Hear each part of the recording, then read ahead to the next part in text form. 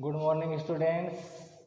हम अपना चैप्टर पढ़ रहे थे केंद्र सरकार में हम संसद पढ़ रहे थे।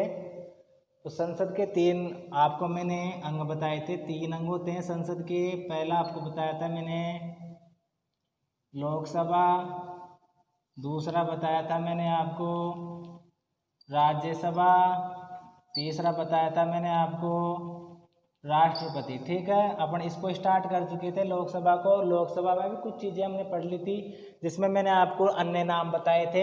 अन्य नाम मैंने बताए थे आपको। लोकसभा के निम्न सदन कहते हैं, अस्थायी सदन कहते हैं, ठीक है, लोकप्रिय सदन कहते हैं और प्रथम सदन कहते हैं। इसके बाद में मैंने आपको लोकसभा की सदस्य संख्या बताई थी। सदस्य संख्या में मैंने आपको बताया था कि जो लोकसभा होती है, इस लोकसभा में क्या होता है कि जो हमारा संविधान, मूल संविधान था, इसमें 500 सदस्य अधिकतम निर्धारित किए गए थे। लेकिन इसके बाद में क्या किया गया, मूल संविधान में अधिकतम, ये तो है अधिकतम, मतलब टोटल कह देते हैं, अधिकतम सदस्य संख्या 500 निर्धारित थी। उसके बाद में गोवा, दमन व दीव, इनका पुनर्गठन 1987 एक अधिनियम आया था, जिसके आधार पर ये 500 इसको बढ़ा के 552 कर दिया गया। टोटल अधिकतम कितनी हो गई, 552 हो गई, जिसमें 530 तो राज्यों से, 13 केंद्र शासित प्रदेशों से, 2 हमारे राष्ट्रपति के द्वारा आंग्ल भारतीयों को मनोनीत किया जाता था। इस प्रकार से ये 552 हो गए थे टोटल। ठीक है, अभी वर्तमान की बात करें तो वर्तमान में 545 सदस्य हैं। 545 जो सदस्य हैं, इनमें 543 तो निर्वाचित हैं, 2 क्या है मनोनीत है।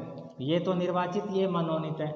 मनोनीत हमारे राष्ट्रपति ने आंग्ल भारतीय सदस्यों को मनोनीत किया, 543 निर्वाचित है। लेकिन अभी जनवरी 2020 में एक कानून बनाया गया है, जिसके आधार पर ये जो 2 लोकसभा की सीट जिसमें मनोनीत करता था राष्ट्रपति, इसको समाप्त किया गया। देखो हमारे राज्य में क्या होता है, राज्यपाल को 1 सीट विधानसभा में मनोनीत करने की शक्ति प्रदान की गई है, और हमारे राष्ट्रपति को लोकसभा में 2 सीट मनोनीत करने की शक्ति प्रदान की गई है, जिसको जनवरी 2020 में क्या कर दिया गया, इस मतलब ये जो मनोनीत किया जाता था, इसको क्या कर दिया, अब समाप्त कर दिया गया। अगर हमको पूछा जाए कि लोकसभा की सीट कितनी होगी, तो 543 होगी। अभी वर्तमान में 545 है, लेकिन अब आगे के जब भी चुनाव होंगे तो लोकसभा की सीट कितनी हो जाएगी, 543। ठीक है, वो सारी की सारी निर्वाचित ही होगी। अब इसके बाद मैं आपको बताने जा रहा हूँ, जो लोकसभा है, इस लोकसभा का जो सदस्य है वो किस तरीके से बना जाए, यानी कि लोकसभा का सदस्य बनने के लिए योग्यताएं क्या होती है, कौन सा व्यक्ति है जो लोकसभा का सदस्य बनेगा। ठीक है, अब देखो यहाँ पर मैं लिख देता हूँ लोकसभा की योग्यताएं। लोकसभा की योग्यता क्या होगी, तो सबसे पहली चीज है नंबर 1। सबसे पहले आप यही ध्यान रखना कि जो लोकसभा की जो पहली योग्यता है वो ये है भारत की नागरिकता। यानी कि जो भी व्यक्ति लोकसभा का सदस्य बनना चाहता है या जो चुनाव लड़ना चाहता है, वो भारत का होना आवश्यक है, भारत की नागरिकता जरूरी है। ठीक है, अब आप कहोगे कि सर क्या भारत के व्यक्ति चुनाव लड़ सकते हैं, कोई बाहर से आ गया और वो भारत में रह रहा है तो वो नहीं लड़ेगा? बिल्कुल लड़ सकता है, लेकिन उसे भारत की नागरिकता लेनी पड़ेगी। ठीक है, लगातार 10 वर्ष अगर कोई व्यक्ति भारत में रह चुका है और हमारी सरकार ने उसे नागरिकता प्रदान कर दी है, तो वो व्यक्ति भी भारत का नागरिक हो जाएगा और वो भी चुनाव लड़ सकता है। ठीक है, सिंपल पहली योग्यता ही। दूसरी चीज, उसकी आयु 25 वर्ष, कितनी, 25 वर्ष या इससे अधिक हो। उसकी आयु 25 वर्ष, ये आयु है ना बेटा, न्यूनतम आयु है, न्यूनतम, यानी कि 25 वर्ष तो होनी चाहिए। 25 वर्ष से अगर कोई व्यक्ति कम है और लोकसभा का चुनाव लड़ना चाह रहा है, तो वो चुनाव नहीं लड़ सकता, क्योंकि ये न्यूनतम आयु निर्धारित की गई है। कम से कम 25 वर्ष चुनाव लड़ने के लिए आवश्यक है। और अब आप कहोगे सर 25 वर्ष तो सबसे कम, अधिकतम कितनी हो सकती है? 60 वर्ष होगी, 70 वर्ष होगी, 80 वर्ष होगी, 65 वर्ष होगी, 50 वर्ष होगी, अधिकतम कितनी हो सकती है? तो अधिकतम योग्यता निर्धारित नहीं है। ये जो राजनीतिक पद हैं इनमें जो अधिकतम जो आयु है वो निर्धारित नहीं की गई है, यानी कि न्यूनतम आयु तो निर्धारित है, न्यूनतम तो 25 वर्ष हो गई लोकसभा के लिए, लेकिन कितने भी आयु का व्यक्ति हो, कितने भी उम्र का व्यक्ति हो, वो चुनाव लड़ सकता है। 25 वर्ष सबसे कम चाहिए, ज़्यादा से ज़्यादा कितनी भी हो सकती है। ओके, नंबर 3 है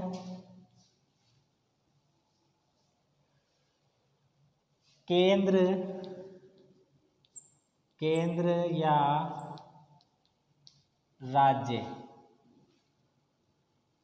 केंद्र या राज्य सरकार में, केंद्र या राज्य सरकार में किसी लाभ के पद पर कार्यरत नहीं हो। इसका मतलब ये है, आप तो सीधा सीधा ये समझो, यहाँ पर ये लाइन लिखी हुई है, केंद्र या राज्य सरकार में किसी लाभ के पद पर कार्यरत नहीं हो। सिंपल से आप तो ये समझो कि किसी व्यक्ति की गवर्नमेंट जॉब नहीं होनी चाहिए, ठीक है। गवर्नमेंट जॉब होगी तो वो लाभ का पद हो जाएगा, और लाभ का पद तो यहाँ पर निषेध है। इसका मतलब ये है कि चुनाव तो लड़ सकते हैं, लेकिन चुनाव लड़ने से पहले उन्हें अपने जो वो प्रशासनिक जो पद है उस पद से त्याग पत्र देना पड़ेगा। त्याग पत्र दे दिया तो उसके बाद में वो चुनाव लड़ सकते हैं, त्याग पत्र देना पड़ेगा, ठीक है। इसके बाद में नंबर 4, मानसिक रूप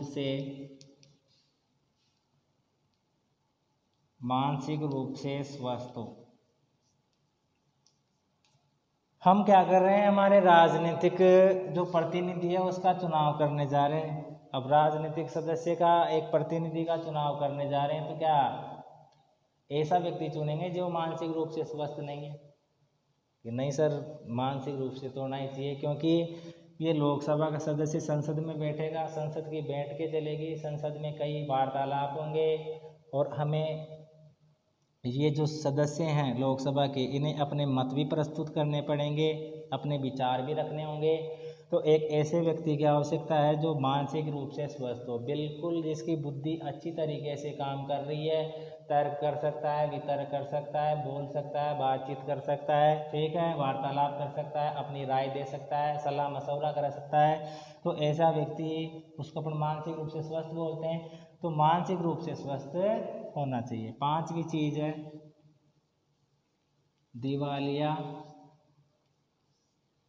या पागल नहीं हो। इसमें एक शब्द तो आप सीधे सीधे समझ के, ये तो समझाने की आवश्यकता ही नहीं है आपको पागल किसे कहते हैं। देखते ना, अपन कहीं जा रहे होते हैं रोड पे, ठीक है, अलग ही दिख जाता है जो पागल होता है, तो ठीक है, उसका जो व्यक्तित्व है उसके आधार पे हम पता लगा सकते हैं कि ये पागल है, ठीक है। उसके कपड़ों के द्वारा, उसके बालों के द्वारा, उसकी गतिविधियों के द्वारा हम पता कर सकते हैं पागल है। तो पागल व्यक्ति आप समझ गए। दूसरी चीज़ है दिवालिया क्या होता है। इसमें लिखा हुआ है कि दिवालिया भी नहीं होना चाहिए और पागल भी नहीं होना चाहिए, यानी कि जो लोकसभा का सदस्य बनने जा रहा है वो ना तो दिवालिया हो ना पागल हो। तो दिवालिया का मतलब ये है कि कर्जदार नहीं होना चाहिए। जैसे कई लोग करते हैं कि बैंकों से करोड़ों रुपए, हजारों करोड़ों रुपए का लोन ले लेते हैं और फिर वो चुकाने में असमर्थ होते हैं, चुका नहीं पाते हैं। तो इसका मतलब है वो कौन है, दिवालिया है। तो ऐसे व्यक्तियों को भी हमारा जो संविधान है वो रोकता है, ठीक है। ऐसे व्यक्ति भी चुनाव नहीं लड़ सकते। तो दिवालिया या पागल नहीं होना चाहिए वो, ठीक है। पागल भी नहीं होना चाहिए, दिवालिया भी नहीं होना चाहिए। अगर ये सारी की सारी योग्यताएं कोई व्यक्ति पूरा कर रहा है तो वो क्या कर सकता है, भारत में लोकसभा का जो चुनाव है वो लड़ सकता है, ठीक है। अब इसके बाद में देखिए कि इसकी जो योग्यता है, योग्यता पढ़ लिया आपने। अब इसके बाद में देखो कि इसकी जो निर्वाचन प्रणाली है वो निर्वाचन प्रणाली क्या रहेगी, ठीक है। लोकसभा की जो निर्वाचन प्रणाली है, यानी कि जो निर्वाचन है वो निर्वाचन कैसे किया जाएगा। तो इसको अपन बोलेंगे निर्वाचन प्रणाली। तो निर्वाचन प्रणाली देख लीजिए अब आप अच्छे से, यहाँ पे लिख देता हूँ मैं निर्वाचन प्रणाली, ठीक है। तो निर्वाचन प्रणाली देखिए अब आप, निर्वाचन प्रणाली देखो, इसमें क्या होता है कि हमारे भारत में जो व्यक्ति 18 वर्ष या इससे अधिक, प्लस लगा देता हूँ मैं, यानी कि 18 वर्ष, ये तो है न्यूनतम, अधिकतम कितनी भी हो सकती है, ये तो न्यूनतम है 18 वर्ष, या हमारे भारत में जो व्यक्ति 18 वर्ष की आयु पूरी कर चुका है, यानी कि न्यूनतम 18 वर्ष की आयु पूरी कर चुका है, उसे हमारा संविधान वोट देने का या मत देने का अधिकार देता है, ठीक है। मत देने का अधिकार देता है, जिसके द्वारा हम क्या करते हैं, हमारे प्रतिनिधियों का चुनाव करते हैं, जिसको अपन बोलते हैं वयस्क मताधिकार। इसको क्या बोलते हैं, इसको बोलते हैं वयस्क मताधिकार, वयस्क मताधिकार, ठीक है। हमारे भारत की बात करें तो हमारे भारत में है ना सार्वभौमिक वयस्क मताधिकार है, सार्वभौमिक सार्वभौमिक सार्वभौमिक मताधिकार है, सार्वभौमिक मताधिकार है। इसका मतलब ये है कि हमारे भारत में जो व्यक्ति 18 वर्ष की आयु पूरी कर चुका है, चाहे से वो स्त्री हो चाहे पुरुष हो, अमीर हो चाहे गरीब हो, छोटा हो चाहे बड़ा हो, मोटा हो चाहे पतला हो, कैसा भी हो, लेकिन अगर उसकी आयु न्यूनतम 18 वर्ष को पूरा कर चुका है, 18 वर्ष का है, 18 वर्ष से ज़्यादा का है, कम का नहीं है, तो 18 वर्ष या इससे ज़्यादा का जो भी व्यक्ति है, उसके धर्म, लिंग, जाति, इसके आधार पर किसी प्रकार का भेदभाव नहीं किया गया है, और जितने भी व्यक्ति हैं उन सभी के वोट का जो मूल्य है वो एक समान होता है, सभी के वोट का, सभी के मत का जो मूल्य होता है वो एक समान होता है, एक जैसा होता है। ये इसे हम बोलते हैं सार्वभौमिक वयस्क मताधिकार। जो लोकसभा होती है, इस लोकसभा का जो चुनाव है, इस 18 वर्ष की जो न्यूनतम आयु बताई मैंने आपको वयस्क मताधिकार, तो वयस्क मताधिकार के आधार पर जो लोकसभा है इसका प्रत्यक्ष रूप से निर्वाचन किया जाता है, यानी कि निर्वाचन की प्रणाली कौन सी है, लोकसभा की। इधर ध्यान दीजिए इस शब्द पे कि लोकसभा की निर्वाचन की प्रणाली कौन सी है, प्रत्यक्ष। प्रत्यक्ष का मतलब ये है कि हमारे देश के जितने भी नागरिक हैं, जितने भी लोग हैं जो 18 वर्ष की आयु पूरी कर चुके हैं, वो डायरेक्ट सीधे लोकसभा के सदस्यों का निर्वाचन करते हैं। यानी कि निर्वाचन प्रणाली कौन सी है लोकसभा की, प्रत्यक्ष निर्वाचन प्रणाली है। प्रत्यक्ष निर्वाचन प्रणाली के द्वारा वयस्क मताधिकार के आधार पर जो लोकसभा के सदस्य हैं उनका निर्वाचन कर लिया जाता है। अब इसके बाद में देखिए, निर्वाचन हो गया आपका, निर्वाचन प्रणाली हो गई। इसके बाद में देखिए कार्यकाल, कि लोकसभा का जो कार्यकाल है वो लोकसभा का कार्यकाल कितना होता है।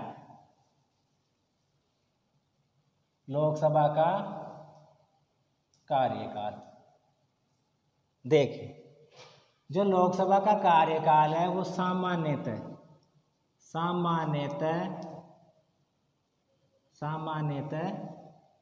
5 वर्ष का होता है। कितने वर्ष का होता है, 5 वर्ष का, सामान्यतः 5 वर्ष का होता है। अब यहाँ पे मैंने है ना 5 लिखा तो 5 वर्ष ही है, लेकिन पहले शब्द लगा दिया सामान्यतः। इसका मतलब ये है कि मैं डायरेक्ट भी तो लिख सकता था ना यहाँ पे 5 वर्ष की, 5 वर्ष का होता है, लेकिन मैंने एक शब्द लगा दिया पहले, सामान्यतः 5 वर्ष का होता है। यानी कि जब लोकसभा का निर्वाचन किया जाता है, जैसे अभी हमारी 17वीं लोकसभा चल रही है, तो लोकसभा का चुनाव जब किया जाता है, लोकसभा का गठन जब किया जाता है, तो उसका कार्यकाल सामान्य रूप से 5 वर्ष का होता है। सामान्य रूप से इसलिए बताया क्योंकि होता तो 5 वर्ष के लिए, लेकिन ये अस्थायी सदन है ना, लोकसभा अस्थायी सदन है, अस्थायी है, तो इसे हम समय से पहले भंग कर सकते हैं। समय से भंग पहले कर देंगे तो कार्यकाल 5 वर्ष पहले ही समाप्त हो जाएगा।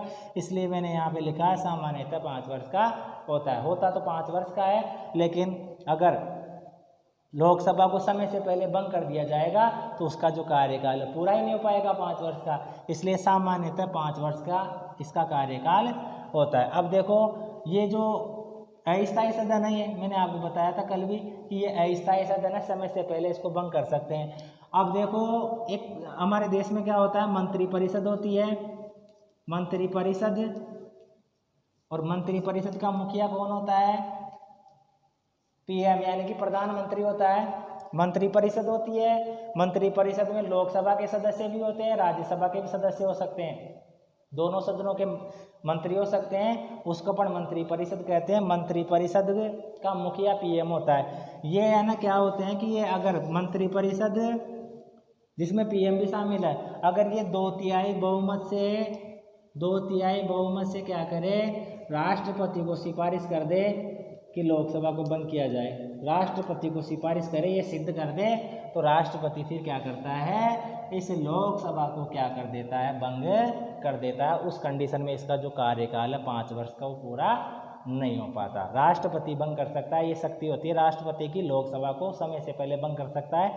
लेकिन जो मंत्रिपरिषद है, वो मंत्रिपरिषद यानी कि प्रधानमंत्री और उसकी मंत्रिपरिषद 2/3 बहुमत से सिद्ध करेगी, और उसके बाद में राष्ट्रपति इस लोकसभा को क्या कर देगा, भंग कर देगा। ठीक है, अब इसके बाद में कार्यकाल हो गया। अब इसमें एक चीज़ और है, अधिवेशन। अधिवेशन भी देख लीजिए आप कि अधिवेशन क्या है। अधिवेशन का मतलब क्या होता है, लोकसभा का अधिवेशन, लोकसभा का अधिवेशन। अब देखो अधिवेशन का सीधा सीधा मतलब आप तो समझ लो मीटिंग है। ठीक है, इस मीटिंग को ही क्या कहते हैं, अधिवेशन कहते हैं। यानी कि लोकसभा है, उस लोकसभा की जो मीटिंग है उसको अधिवेशन कह रहे हैं अपन। ठीक है, तो लोकसभा का जो अधिवेशन होता है, जो बैठकें होती है जिनमें निर्णय लिए जाते हैं, कोई कानून का निर्माण किया जाता है, तो लोकसभा के क्या होते हैं कि लोकसभा का जो अधिवेशन बुलाता है वो भारत का राष्ट्रपति बुलाता है, राष्ट्रपति बुलाता है। यानी कि लोकसभा का जो अधिवेशन है उसको आउट कौन करता है, इसको आउट करने का या बुलाने का जो काम है वो राष्ट्रपति करता है, और इसकी समाप्ति भी कौन करता है, वो समाप्ति भी, अवसान भी कौन करता है, वो अवसान भी हमारा राष्ट्रपति करता है, इसकी समाप्ति भी। यानी कि लोकसभा का जो सत्र बुलाया जाएगा वो भी राष्ट्रपति के द्वारा बुलाया जाएगा, अधिवेशन राष्ट्रपति के द्वारा बुलाया जाएगा, समाप्ति भी उसके द्वारा ही की जाएगी। इसमें इस लोकसभा की जो अधिवेशन है, इसमें एक इम्पोर्टेंट तथ्य आपको ध्यान रखना है कि 2 बैठकों के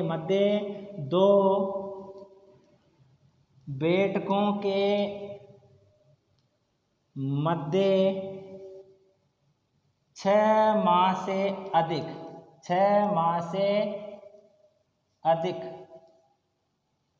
का समय नहीं हो। यानी कि 2 बैठकों के मध्य 6 माह से अधिक का समय नहीं होना चाहिए। 3 सत्र होते हैं, एक होता है बजट सत्र, एक होता है ग्रीष्मकालीन सत्र, एक होता है मानसूनकालीन सत्र। ठीक है, 3 सत्र होते हैं लोकसभा के। तो ये जो लोकसभा के सत्र होते हैं, इन लोकसभा के सत्र 3 होते हैं वैसे तो, लेकिन कम से कम 2 सत्र तो होने ही चाहिए। यानी कि लोकसभा की 2 बैठकों के मध्य, लोकसभा की जो 2 बैठकें होती है उसमें 6 माह से, इसको आप ध्यान रखना, 6 महीने से ज़्यादा का, अगर जरूरत पड़ती है तो ज़्यादा भी हो सकती है मीटिंग, लेकिन 6 माह से ज़्यादा का अंतर नहीं होना चाहिए। 2 बैठक की, जैसे मान लो आज डेट है 2/7/2020, अगर लोकसभा की बैठक आज हो रही है तो जो अगली बैठक होगी वो 6 महीने से पहले हो जानी चाहिए, 6 महीने से ज़्यादा का टाइम नहीं होना चाहिए। ठीक है, दूसरी बैठक में तो 2 बैठकों के मध्य 6 माह से ज़्यादा का अंतर नहीं हो। ठीक है, तो ये आपकी लोकसभा की मैंने आपको अन्य नाम पढ़ा दिए, सदस्य संख्या, योग्यताएं, निर्वाचन, कार्यकाल और अधिवेशन आपका कंप्लीट हो चुका है। इसके बाद में हम आगे का जो टॉपिक है वो कल पढ़ेंगे। Okay, thank you.